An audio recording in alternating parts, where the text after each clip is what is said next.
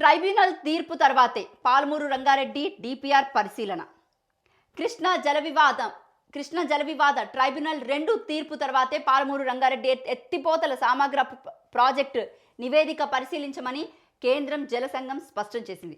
అప్పుడే ఈ ఎత్తిపోతల పథకం ద్వారా పూర్తి స్థాయిలో ప్రయోజనాలు పొందేలా ప్రణాళిక రూపొందించడంతో పాటు సమీకృత ప్రతిపాదన అందజేయాలని సూచించింది. 90 టీఎంసీలతో చేపట్టిన పాలమూరు రంగారెడ్డి పథకానికి గోదావరి నీటి మళ్లింపు ద్వారా 45 టీఎంసీలను, చిన్న నీటి వనరుల్లో ఆదా అయిన 45 టీఎంసీలను ప్రతిపాదించామని, గోదావరి నీటి మళ్లింపు అంశంపై ట్రైబ్యునల్లో ఉన్నందున ఈలోగా తాగు నీటి సమస్యల ప్రయోజనాలను పాక్షికంగా కల్పించడానికి చిన్ననాటి వనరుల్లో ఆదా అయిన నీటిని వినియోగించుకోవడానికి అనుమతించాలని నీటిపారుదల శాఖ ప్రతిపాదన చేసింది. దీనికి ట్రైబ్యునల్ తీర్పు వచ్చిన తర్వాతేనంటూ సిడబ్ల్యూసి తాజాగా సమాధానం ఇచ్చింది. మొదటి దశలో చిన్న నీటి వనరుల్లో ఆదా అయిన 45 టీఎంసీలతో ట్రైబ్యునల్ నుంచి అనుమతులు పొందాక మిగిలిన 45 టీఎంసీలతో చేపడతామని తెలంగాణ నీటిపారుదల శాఖ లేఖ రాసింది.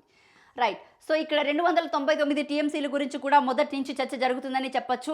ఎందుకంటే ఇటు సీఎం రేవంత్ రెడ్డి మాజీ సీఎం కేసీఆర్ మీద కొన్ని ఆరోపణలు అయితే చేయడం జరిగింది. సో దానికి సంబంధించి అంటే ఇదివరకే ఈ విషయం తెర మీదకి తీసుకొచ్చిందే మాజీ సీఎం కేసీఆర్. కాబట్టి కేసీఆర్ గారు చేసినటువంటి కొన్ని వ్యాఖ్యలు ఇటు నీళ్ల వివాదంలో తెలంగాణ రాష్ట్రానికి మళ్ళీ అన్యాయం జరగబోతుందని ఆయన ముందే పసిగట్టి ఏదైతే మాట్లాడారో దీన్ని మళ్ళీ అంటే మొత్తం మళ్ళీ ఇదంతా కూడా టాపిక్ డైవర్షన్ అనే చెప్పచ్చు. ముఖ్యంగా చూసుకోవాల్సినటువంటి కొన్ని ఏవైతే ఉన్నాయో బనకచర్ల కానివ్వండి, ఇట్లాంటివన్నీ కూడా వీళ్ళు ఆంధ్రప్రదేశ్కి సంబంధించి సీఎం చంద్రబాబు నాయుడికి ఈయన తొత్తుగా మారి కొన్ని చేస్తున్నటువంటి పనులు వీళ్ళందరూ ముందే గ్రహించి వీళ్ళు ఏదైతే ఎలా చెప్పాలి మీకు ముందే తెలంగాణకి అన్యాయం జరుగుతుందని పసిగట్టుకొని ఇప్పుడు నీళ్ల వివాదం తెర మీదకి తీసుకొచ్చారు. సో చూద్దాం ఏం జరుగుతుంది అనేది. ఇటు అసెంబ్లీలో కూడా వీళ్ళు బైకాట్ చేయడం కూడా జరిగింది.